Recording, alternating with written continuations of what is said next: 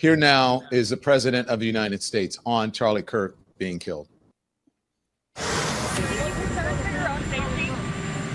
Not really. I'm really concerned for our country. We have a great country. We have a radical left group of lunatics out there, just absolute lunatics, and we're going to get that problem solved. I'm only concerned for the country. Yeah. Jen, he's calling people lunatics, and we don't know the cause, who caused this, what the motivation was, or anything. He ran on this. He ran on defeating the enemy from within.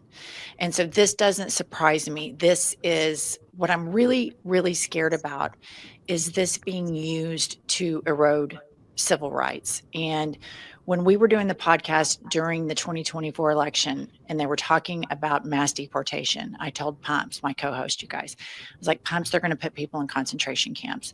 And she was like, no. And then Alligator Alcatraz comes up. And I think that when you have authoritarian figures, everything they do is about clinging on to power. And who wants us to have a civil war? Russia, our other adversaries, Xi Jinping, Modi, they're all meeting together. And then you have the president of the United States, but he's always attacked the other half of the country. And it's a really terrifying time. And I need my politicians to be better than we are. We have petty things. We feel revenge. We feel like, oh, the Latinos for Trump, you fucked around and found out. I need for the politicians to be bigger and better than I am. I need for them to want to govern for everybody. And that's not what this administration does. Yeah. Do you think that's possible, David Pakman? Is that a pipe dream? I mean, I think at this point, with 3 years and 4 months or whatever left of this presidential term, it's hard to be bullish that that's going to happen at this time. I mean, hopefully there would be others that would be able to sort of lower the temperature in some sense. But if you look just at the last 24 hours on Twitter and social media platforms, what we're seeing, it seems to be the opposite, raising the temperature. I know people who are canceling in-person events for the foreseeable future, just because, I mean, especially when you look at even the security situation yesterday, most people don't have as much security as was there. And still, it could do nothing to prevent this. So it seems extremely difficult to believe that we're going to see that, especially when we're not really seeing a reduction of the temperature coming from the top down. Sam, welcome to the program. I'm so glad to have you on. Finally, I've been trying to get you on. I watched your content on Charlie Kirk, and you know, it resonated with me because I think everyone is dealing with this same thing. There's a conflict. Of course, you don't want anybody to be killed or die this way. However, Charlie Kirk had a lot of ill feelings for a lot of people. He was a bigot. He was a sexist. He was all of the above as it comes to bigotry. Mm. The thing that is resonating with me is the incorrect conflation of our response to this hatred and bigotry. That somehow responding to this bigotry is hateful, and it is a useful reframing of their hate to make it look as if a response to this vitriol that affects immigrants, gay people, minorities, everyone, is somehow a violent response. And it has been the same message that they've run constantly. And anyone paying attention to this can see this, except the people who are hoovering this up and turning around and expelling this vitriol back onto the internet. Walter? Yeah, I think this is going to be used as justification by the far right, by the state, by MAGA, by the White House, to crack down on dissent and political dissidents. I think that this, and what's even worse, if it stopped there, that would be something we could all deal with. I think you will see centrist Democrats, neoliberals at an institutional and political level use this to silence their critics and competition on the left. This is a left-wing thing. We don't know who the shooter is. This was a gunman who shot, literally anyone has been in the military has gone online and said this is the most insane shot they've ever witnessed. This is the most accurate. There's two people on this panel that can back me up on this, but of course that was the left. And we've repeatedly said as leftists, that none of us have said. I think it's funny, when I hear that people die in Gaza, I've never said, well, did they like gay people? When I hear that people drowned in Texas because of something that was preventable, I didn't particularly ask what their political affiliation was. So we're the same people that don't want violence. We're trying to get guns off the street, all of those things. Yet this is going to be used as a political football, and a way to enact violence on marginalized people, on just everyone. I'm worried. I'm a public figure. I go out in public. I go into these spaces. I go into MAGA spaces a lot. I do live shows. I'm starting a live tour next month. Amazing timing. So, yeah. And, and that being said, I just want to reiterate, I'm upset that Charlie Kirk is being martyred.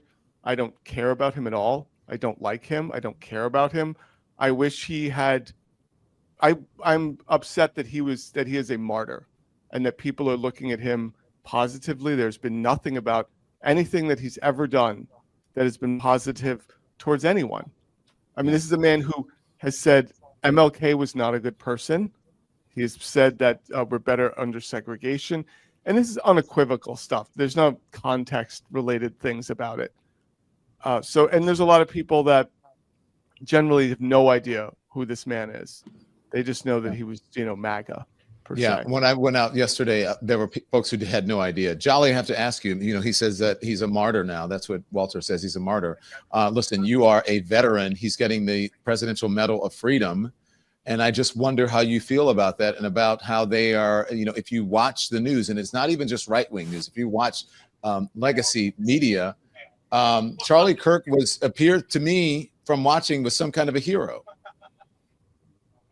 Yeah, like we said this morning, they're trying to rewrite history. They're trying to recreate who Charlie Kirk is. But we can all see him, right? We heard what he said and have been watching him. So they don't get to gaslight us into Charlie Kirk was this great man. No, Charlie Kirk preached hate. Charlie Kirk condoned hate. Charlie Kirk said that gun deaths are useful because that way we get to keep the Second Amendment to protect our other rights. That's Charlie Kirk words, not mine. And so this is a very hateful person, and he created hate around him. He silenced marginalized voices. He made fun of marginalized communities for becoming victims of the oppressive system that he benefited greatly from. He didn't graduate college, but he makes fun of Black women, the most highly educated demographic in America. So he's just an overall bad person, a hateful person. And like Walter said, and like you just pointed out, they're trying to make him a martyr. Not trying. I don't know why I'm saying trying. They're making him a martyr. Donald Trump has said the word martyr out of his mouth. MAGA online today, if you've done any amount of scrolling, they are saying this is their guy, and you guys did it. And then they're also saying the part that Jennifer pointed out. They're saying this is war. That's what they're saying. There's the words coming out of their mouth. And we don't have to do a bunch of research or try to figure this out. There's already a playbook that was written in Germany. This is what happens. First, we create an emergency, then we martyr somebody. I believe the guy that was martyred in Germany is Ernst von Rompf or something. But you guys should go look at what happened in Germany, because this shit's the same playbook. They're just doing that. And I think that Stephen Bannon and what's his name? Alex Jones and Russell Vought and Stephen Miller, these guys are behind it. So I don't think it's conspiracy to say that they're trying to manufacture a crisis to create civil unrest at best, civil war at worst. But you're not saying that Charlie Kirk deserved what he got, I'm sure. No, and nowhere in my words did I say that. No, I just want to make it clear, Charlie. That's no. If there's any ambiguity, let me be clear. As I've said multiple times, I don't condone violence. There's no room for violence. Violence only begets violence. When violence like this happens, the first communities that'll be affected are Black and brown communities and the LGBTQIA plus community, because that's who they're going to target as the left that they need to get revenge for. When they see me walking on the street, I'm coded for safety. So no, I cannot condone violence. I'll never condone violence. Not the way.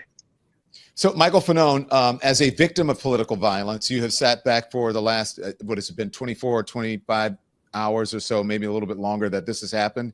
You've watched the news coverage, and I want to know your feelings on this right now.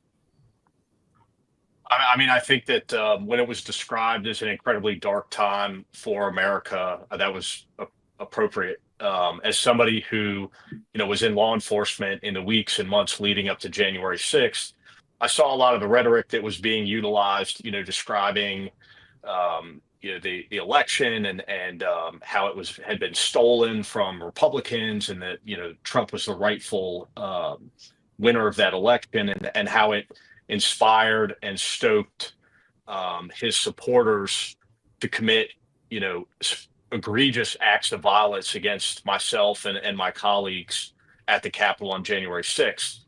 This is much worse. And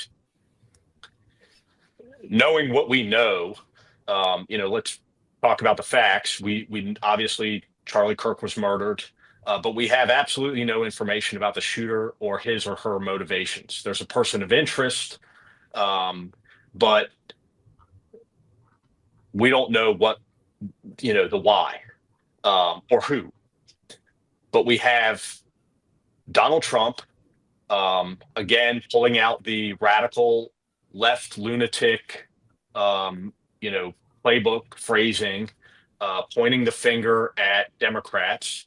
We have lawmakers like Nancy Mace coming out and saying that it is the fault of the radical lunatic left.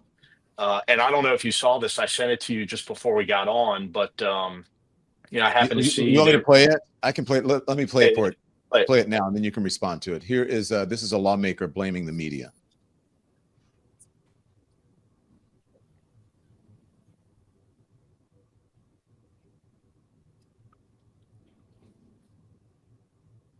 Sorry, Andy, 1 second.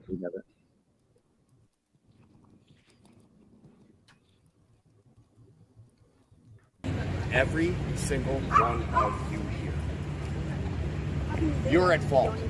Hey, you know what? Knock it off. Knock it off. Do you believe Republicans have a problem? You are responsible for that assassination yesterday. You should be ashamed of yourself. What about the Democratic lawmakers assassinated in Minnesota? Cool hat. So let me paint the picture for you, because I know some of the context behind this. This is Derek Van Orden, by the way. He's from Wisconsin, right. A representative. Sorry, right. Go ahead, Michael. Representative Derek Van Orden. It's the steps of the Capitol. There was a press scrum in which they were interviewing another representative, and Derek Van Orden interjected himself into that interview to blame each and every one of the reporters, journalists who were there just doing their job, as having been responsible or be responsible for what happened. Now, I'm going to point out Derek Van Orden was present on January 6, 2021 at the Capitol, and he certainly was not there supporting law enforcement that day. But yet he has the audacity to blame journalists for murdering Charlie Kirk. And I know one of the journalists that was there, and in the immediate aftermath of that incident, that journalist began to receive hate-filled, threatening messages from the MAGA-verse, which I'm sure all of us are quite familiar with. But that is the exact rhetoric. And then, bring up Jesse Waters. While you if you want to hear it, by the way. Yeah, play the soundbite. Trump gets hit in the ear. Charlie gets shot dead. They came after Kavanaugh with a rifle to his neighborhood. They went after Musk's cars. They just shot 2 Jews outside the embassy. Think about it. Scalise got shot, barely survived. It's happening. You got trans shooters. You got riots in LA. They are at war with us. Whether we want to accept it or not, they are at war with us. And what are we going to do about it? How much political violence are we going to tolerate? And that's the question we're just going to have to ask ourselves. Now, Charlie would want us to put as much pressure on these people as possible. Dana nailed it. This is unacceptable and has to stop. And it has to stop now. And everybody's accountable. And we're watching what they're saying on television and who's saying what. The politicians, the media, and all of these rats out there. This can never happen again. It ends now. Greg's right again. This is a turning point, and we know which direction we're going. Yeah, no, and listen, like that was taking place while we were on our panel discussion yesterday, Don, and each and every one of us was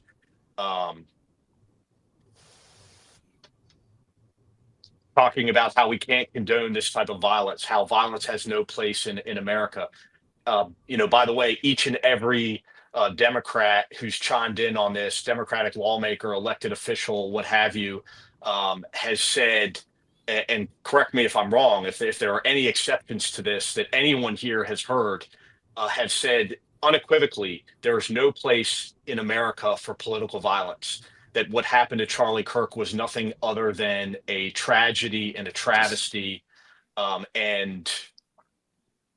yet, with Republican lawmakers, I've heard nothing but them using vile, hate-filled language directed at the political left, calling for or inciting violence against the political left. I mean, you don't have to read between the lines to understand what Jesse Waters is saying when he says we need to apply pressure to these people. We know exactly what that means. And this is a person who has a tremendous amount of influence, a tremendous amount of followers from people who, I'm just going to call it what it is, have a predisposition for violence. We saw it all unfold on January 6, 2021, when 15,000 Trump supporters, not Antifa, Trump supporters, stormed the Capitol steps and violently assaulted law enforcement officers. Now, yes, there have been incidents in this country, tragedies, travesties, in which members of all different political ideologies have committed heinous acts of violence. The difference is you don't hear Democratic lawmakers capitalizing on that moment to energize their base, stoke fear, and instill thoughts of violence and retribution. And that's what we're experiencing right now. So unfortunately, as someone who spent 2 decades as a police officer and understands retaliatory violence, it is only a matter of time before the next violent act occurs. So I want David, listen, I want all of you guys just to speak. If you guys have something to say, please. But I wanted to, in the beginning here, make sure that everybody got their point across. So you guys now, I'm going to open the floor up to whoever wants to speak. But here's the thing. The Republican officials and these influencers, as you have seen, they've been blaming Democrats. They've declared war on the right. I want to give you some facts because Michael just brought it up. The man who targeted and killed a Democratic Minnesota State Representative Melissa Hortman was a Trump supporter. The man who targeted the home of Democratic Governor Josh Shapiro, which DL mentioned, was a Trump supporter. The men who wanted to hang Mike Pence on January 6th, as Michael just mentioned, Trump supporters. The man who targeted and killed the son of Obama-appointed District Judge Esther Salas, a Trump supporter. The man who tried to kidnap Nancy Pelosi and assaulted her husband was a Trump supporter. The men who were convicted trying to kidnap Democratic Governor Gretchen Whitmer were Trump supporters. The man who sent pipe bombs to the homes of Obama and Biden was a Trump supporter. There is no equivalent or even similar list of Obama or Biden supporters who have carried out similar murders, attempted murders, or violent attacks in this country? And before you respond, I want to put this up. This is from the Anti-Defamation League, okay? And this is who's responsible for most of the political violence in this country. 75% right-wing extremism, 75%. David, you first. CSIS. Is David frozen? Go ahead, Sam. Of the shooter is, and we don't know, it is condemnable as an individual act. And one of the points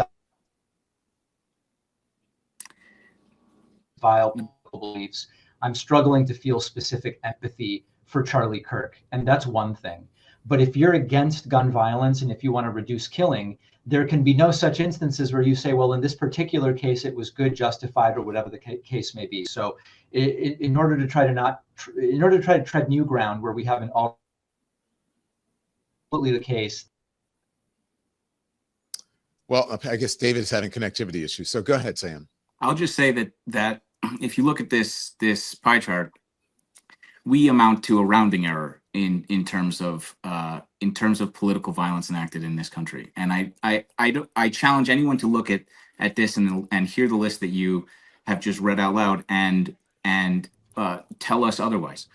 And really, it is the insistence to not believe your own lying eyes and ears with this rhetoric that frustrates and enrages me, because you are telling me a lie to my face, and I'm telling you that I don't believe you, and then you call me hateful, and I don't understand it. Which is why I have this hot take. All right. So this narrative that they're spinning up, that Nancy Mace and Jesse Waters and Alex Jones and who was the other one? Steve Bannon, and then this guy on the steps, and then every MAGA influencer online, they're spinning this message up. This was an attack from the left. This was a radical left lunatic. They know his motivations and his political ideologies, but we don't actually know who he is. And then when I couple, right, and I couple that with the fact that the FBI said earlier this morning, we have great footage of who it is. Haven't released the footage. We're getting a picture of a person of interest. Now they just put $100,000 on his head. There was a very, very conveniently left behind weapon that apparently has some anti-fascist transgender messaging conveniently inscribed on the bullets that was left behind as a scene. But this guy apparently is just a magician. And I think they walked that back though, but go on. Yeah, they did. Did they really? Because I was reading the update right now while you guys were talking. I haven't seen when they walked it back. I'm glad they did actually. But I'm just wondering, here's my problem with the whole thing. I'm wondering if it's more convenient for them to control the narrative than us to learn the real narrative, right? I wonder if it's more convenient for them to just let this play out. And, you know, this is, by the way, this is Kash Patel's FBI, by the way. How much should we trust Kash Patel's FBI? Yeah. I'm so sorry to jump in, because this is something I really this has been just bouncing around in my empty skull since this happened, which is a year ago. We had a Justice Department and an FBI that didn't have a vested interest in playing out or insisting on a narrative that they are getting directly from the executive branch. And regardless of what we are told from this moment forward, there is going to be skepticism from everyone as to what the truth is.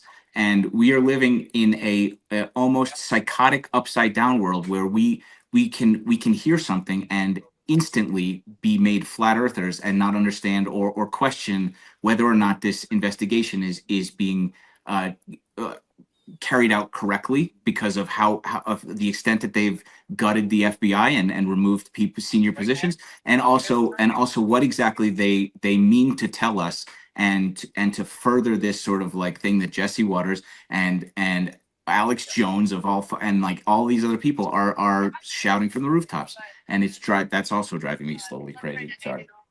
Don, I want to say something that I think that a lot of administrations and the media have done a really bad job. I live in Oklahoma City, and when I was 19 years old, I was asleep in my apartment and the federal building blew up, and I lived on the third floor. My bed moved out to the center of the room, and it was terror in the heartland. It was a white guy, domestic terrorists. And I remember watching CNN. We didn't have the internet, and they were carrying little kids in a daycare out. And there were crosses up, and there's still a chain link fence around the memorial downtown Oklahoma City. And that was the moment to really invest in right wing extremism. And I've been so heartbroken by my fellow Oklahomans that after January 6th, every county in this state went red after they saw the domestic terrorism on January 6th. And this is something that it has been incubating in right-wing circles and incubating and radicalizing people. And mainstream media doesn't address it because everybody assumes, well, nobody's going to believe that. That's crazy.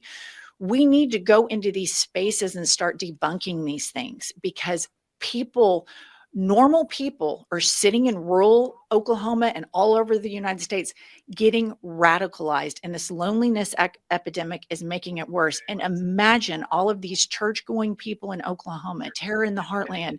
We have to deal with domestic extremism. They voted for it again.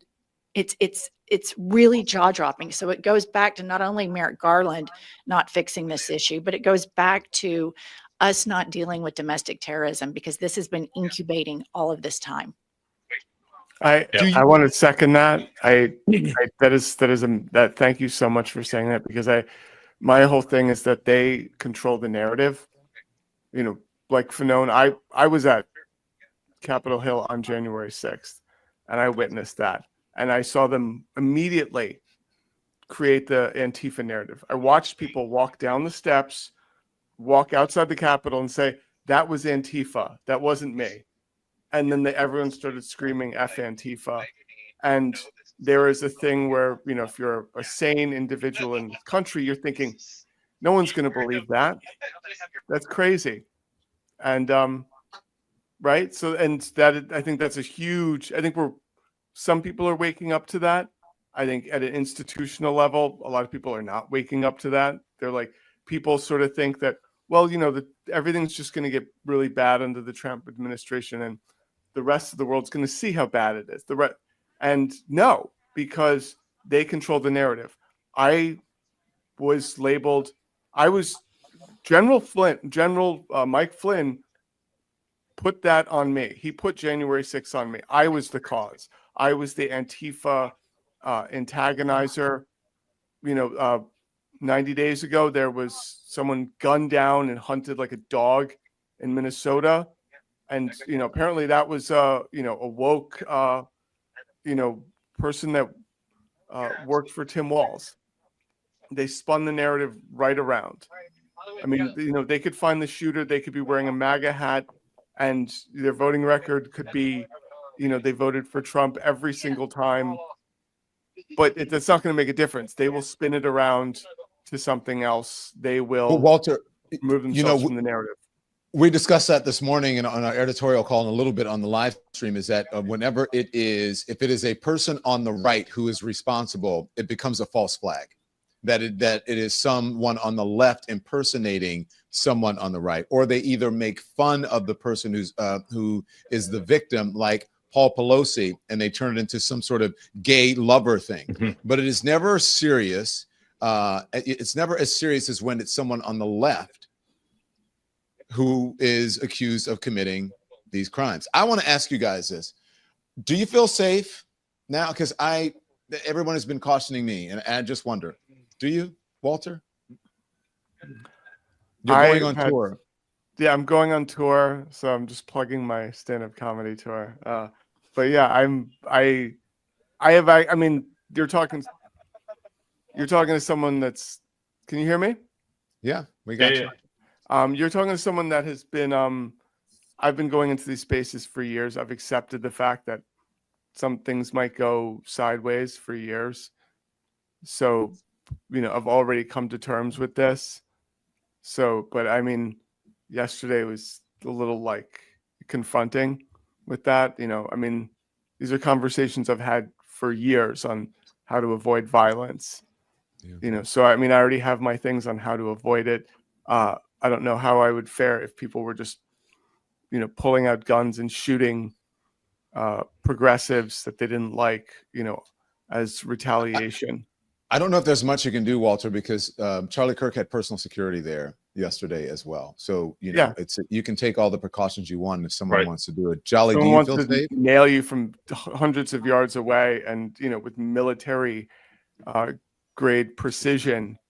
I mean, that is, I'd like to hear from the military people on this panel about how good of a shot that potentially was.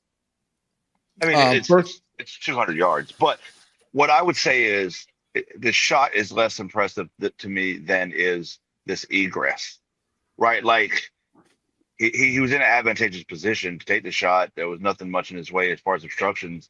He got the shot off 200 yards. I mean, not a crazy shot. It's a good shot. And I heard that from other people, it was extremely windy. I don't know that the wind plays that much of a role in that 200 yards, but it's a good shot. But the egress, this goes back to what Jen was saying, and what Walter was saying. They're controlling the narrative, and I would just wonder if they're interested in this narrative being corrected by actually finding the person. Like that would like them. To your point, Don. Statistically, it was a right-wing guy who did it. I mean, the person who broke the who killed the guy in Butler and the glass shattered and cut Trump's ear. That guy was a right-wing nut. He was a conservative guy. And so it probably is. So they want to control that narrative. Do I feel safe? This is a good time to mention, for those who don't know, because it was sent to me earlier, there is a current hit list going around X that's gaining traction of where they're putting the left-wing influencers who they feel most responsible for this. My name is on that list. Walter, your name is on that list. Should have told you probably offline. And your name's on it in good trouble, along with some other people I know. But this is gaining traction on X, on the cesspool, which is X. So I've got a lot of threats. I think everybody on this panel has gotten a lot of threats over the years on social media. We're used to threats. We know what threats look like. Their DMs, their comments, their vile things. I will say the threats over the last 24 hours have been wildly different. The temperature's changed, and I think I can feel it. I think a lot of us can feel it. And this is why I don't condone violence, because it just creates more violence. Jen, I want to know about you.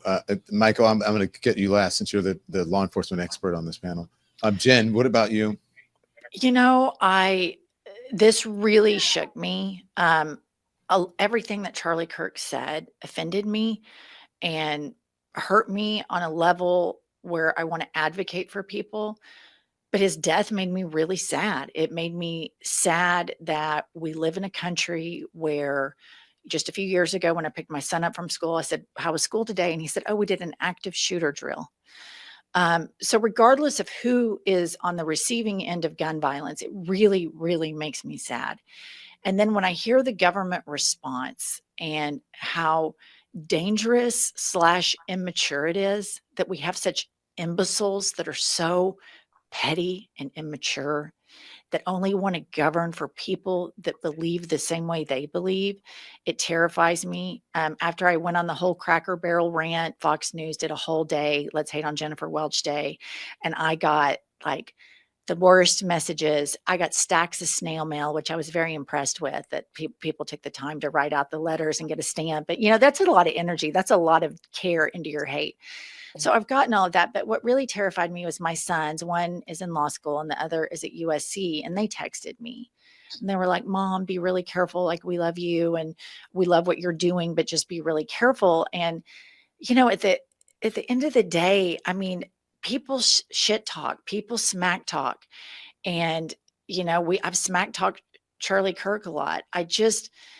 The rhetoric on the right, which Charlie Kirk was at the epicenter of, the conversations about women, about minorities, it incubates more of this stuff, in my opinion. And it incubates it. This is where Timothy McVeigh came out of. And it has been growing, and our country has never dealt with it at all.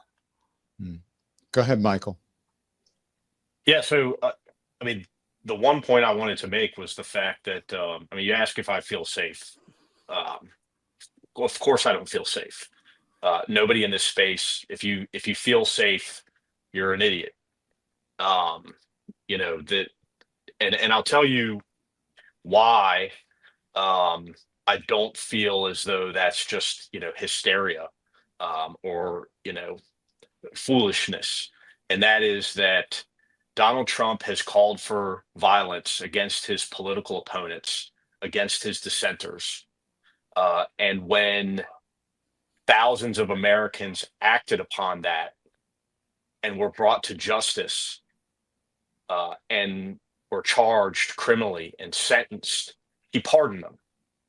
And so what makes this moment different is that all of these people that Donald Trump, Derek Van Orden, Nancy Mace, Jesse Waters are inciting with their violent rhetoric and calling for, in no uncertain terms, retribution, that there are Americans out there that support that and are now under the assumption that if they commit acts of violence on behalf of this administration, that they are going to be protected from any type of prosecution, and not only protected, but lionized as heroes of the day. We have seen individuals, some of the ones that that attacked me, become prominent figures in Republican politics, be invited as guests of honor to Republican political events, dinners, wined and dined, invited to the White House. And so anyone who dissents, with this administration should recognize that as a serious threat, because Donald Trump has given these individuals permission to come after people like us. Yeah. I'm so grateful to have all of you here today. Anybody else have anything to say? This is an important one. Jen, we usually have much more fun. We're more lively. Everybody's talking over each other. I came straight from the tennis court, you guys. That's why I don't have on my classic blazer. And I was ripping forehands, and it was very therapeutic. You are such a white lady right now. I am. I'm a white lady for good, though. I'm the anti-Karen. Fuck all of y'all. I love it. You are that. That's why we love you, Jen. But I said, Jen, do you want to talk about this in a meet before I could hit send? She's like, yes. I'm like, yes. Would you mind being on a panel? She's like, I'll see you there. We need this community. We need it. This is really scary stuff. Yeah, I agree. I want to add one thing, if I can, while we're on the topic of this, of safety, of it's justified and things are heating up. I just sent a video over to Nikki. I hope she got it. If you don't mind playing this video, I think it's very, very, very, very important to talk about what is being said, because there's no ambiguity right now on social media about what the people on the right are saying. They're not beating around the bush. They're not trying to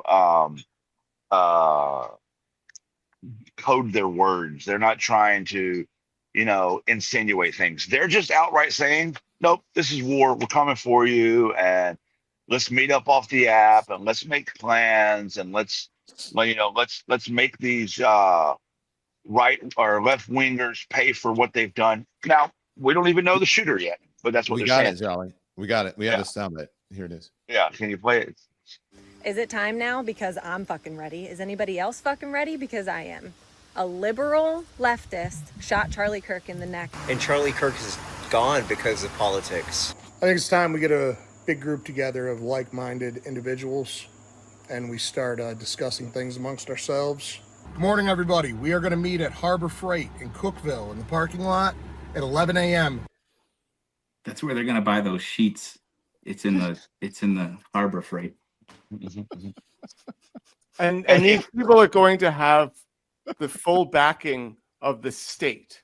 Yeah.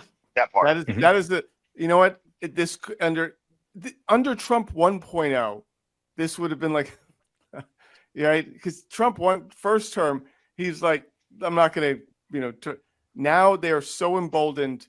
I'd be shocked if a member of the Trump administration didn't personally show up there, and give him a good attaboy.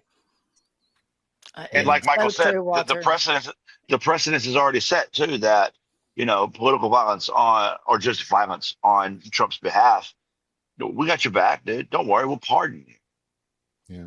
That precedence is set. And also, I think January 6th, another really, really good comparison here is, Walter, remember we went to the Million MAGA March in November, and then we went to the first Stop the Steal March in December.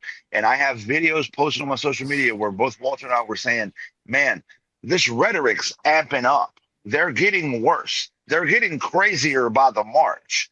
And then they planned January 6th. And I have text messages between myself and Walter from January 5th where I said, I think this is it, bro. I think they're going to do some crazy shit tomorrow. It's going to be historical, because we watched the rhetoric ramp up over a 3-month period, and boom, it happened. And so now we're watching the same thing. I mean, anybody who considers what we're feeling as hysteria or considers this, to be just hyperbolic, you're not paying attention. Yeah. Go ahead, Jen. I think you wanted to say something. Oh, I agree with the stuff that Walter was saying. And when you know that the president of the United States, like during January 6th, I never forget about this. He was in the little dining room and he thinks so little about these people. He said, there's been reporting that he said, God, I wish these supporters didn't look so trashy. This was reported on. And he has such disdain for them, and he doesn't care about them at all, as evidenced by all of his policies that are going out. But they love him. They like Brokeback Mountain, can't quit him. I mean, it is cult. It is so crazy, you guys. It is just, it's terrifying. It's even worse than that. The MAGA movement hates the J6ers. Russell and I, Jolly Good Ginger and I, were at CPAC. We were thrown out of CPAC. They did a sweep and we had press passes. So we were like, well, you gave us a press pass, really? They did a sweep, tossed Jolly Good Ginger and me and some others and the J6ers. Like, we were the same thing. They tossed the head of the Proud Boys, Enrique Tarrio, the J6ers, the other J6ers, and like it was the same. They were just like, y'all are friggin' trash. And it wasn't until there was blowback because Trump does, like that, he does regard these people as very useful idiots. Yeah. I mean, the entire MAGA movement does. They show up. Charlie Kirk doesn't show up. Like that's actually a big thing. The right-wing influencers show up to nothing. The J6ers are the ones They dumb just enough. are incubators, Walter. They incubate it. Yeah, They are incubators. Those people hate the J6ers. They're embarrassed by them. To watch it in person is like, and to listen to J6ers talk. If Trump didn't publicly love them as photo ops, I mean, they would be in the trash can. If it wasn't, which is saying a lot. And so there's a lot to unpack. Yeah. I'm so sorry. The last thing. I don't want to put so much weight on this, but there's one guy that has every opportunity to lower the fucking temperature right now. All it would take is to just say, hey guys, chill out. I'm not going to be the president of insults anymore. Actually, I'm just gonna govern. But no, it is politically advantageous to continue to do this, and it's so politically advantageous that all of everyone down the ladder of power are leaning into this. And all it would take is some Republican lawmakers to grow a fucking backbone and say, hey, maybe we don't threaten our fellow countrymen. Maybe we stop villainizing your countrymen. And it's not. They not only will they not do that, they're going to step on the gas, and it is to all of our peril. Sorry. Yeah. No, that's okay. I appreciate you guys being here. Thank you. as you can see, I've got a hungry child here. He's like, it's 6 o'clock, Dad. It's time. Fox News guys, headline tonight: Don Lemon doesn't feed his dog. Don Lemon breastfeeds. Breastfeeds on live stream.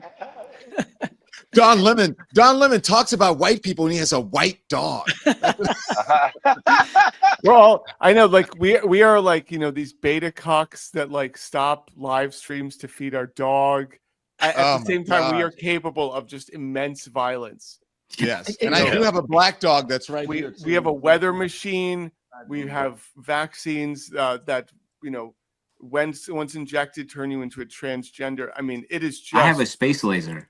Don't space forget. lasers. I mean, is it Jewish? Is your laser? Yeah. Oh, you are Jewish. It's got a big. It's got a big. Yeah. At the same time, we're a bunch of, just, you know, these we're a bunch of weak beta cocks. You know, we're weak, dumb betas who are secretly taking over the whole world. That can shoot with our people master from plan. 200 yards. Yes. Okay, guys, thank you so much. Guys and lady, Jen, thank you. Thank Bye, you, guys. Sam. Good trouble. Thank you, Walter.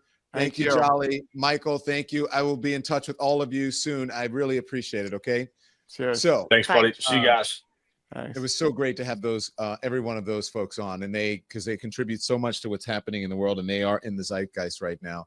Thanks everyone for watching. Your support means the world to us. So make sure you hit the like button and you subscribe to our channel to make sure that you never ever miss a video. We're live every day, 10 a.m. Eastern time. We drop even more content at 2 p.m. Eastern and 5 p.m. Eastern. And if you want more Don Lemon Show content, we'd love for you to become a member of the Lemon community, where you will receive access to special community posts. You'll get exclusive content and members-only live shows. So head over to our channel page or click the join button on this video. Again, thank you for watching. We appreciate your love and your support, and we will see you next time.